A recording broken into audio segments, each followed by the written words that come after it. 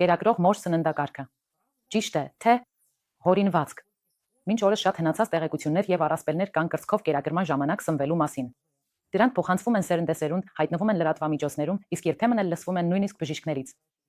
Երբեմն ընդհանրապես պարզ չէ, թե ինչով պետք է սնվի մայրը։ Միթե միայն հնդկաձավարով ու հորթի մսով։ Հիմա պարզենք։ Ժամանակակից հետազոտությունները հապացուցել են, ծննդաբերությունից հետո մոր սննդակարգը պետք է բազմազան, առողջ եւ ընդհանուր առմամբ իրեն սովորական լինի։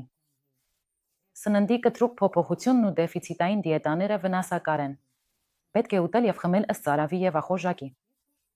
Եվ չարժե վախենալ, որ կկերանաք։ Ի հակառակ, ընկերակրող մայրերը ավելի արագ են վերադառնում իրենց նախկին կառուցվածքին, քանի որ լակտացիայի համար շատ կալորիաներ են ծախսվում։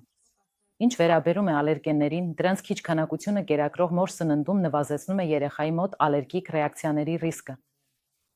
Շոկոլադ, ցիտրուսային մրգեր, ծուկ, ընկույզ եւ այլ մթերքներ կարող եք ուտել քիչ-քիչ մեկ օրվա ընթացքում հետևելով երեխայի անհատական ռեակցիային։ Եթե հայտնվել է ցան աղիքային խանգարում եւ դուք ենթադրում եք, որ դա կապված է որևէ մթերքի հետ, ապա բացառեք այն 1-2 շաբաթով, հետո նորից փորձեք։ Եթե կասկածում եք, վարեք սննդային օրագիր։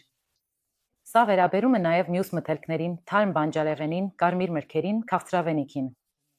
Եթե ամեն ինչ ուտեք չափավոր, ամենայն հավանականությամբ ստիպված չեք լինի հրաժարվել ձեր սիրելի ուտեստներից։ Բացառություն են այն մթերքները, որոնք հենց մոր մոտ առաջացնում են մարսողության խանգարում, փքվածություն կամ ալերգիկ ռեակցիա, քանի որ նույն ախտանիշները կարող են լինել նա երեխայի մոտ։ Իհարկե, կրծքով կերակրման ժամանակը նոր էկզոտիկ սնունդ փորձելու պահածոներ, հունցուկսունք ուտելու համար ճիշտ ժամանակը չէ, թունավորման ռիսկի պատճառով։ Կարևոր է հետևել մթերքների պիտանելիության ժամկետին եւ խոհանոցում հիգիենային։ Ուժեղ ալկոհոլը եւ ֆասթ ֆուդը պետք է բացառել։ Հնարավոր է մայրությունը ձեր հնարավորություն է ընտանիքի սննդակարգը դարձնելու ավելի առողջ։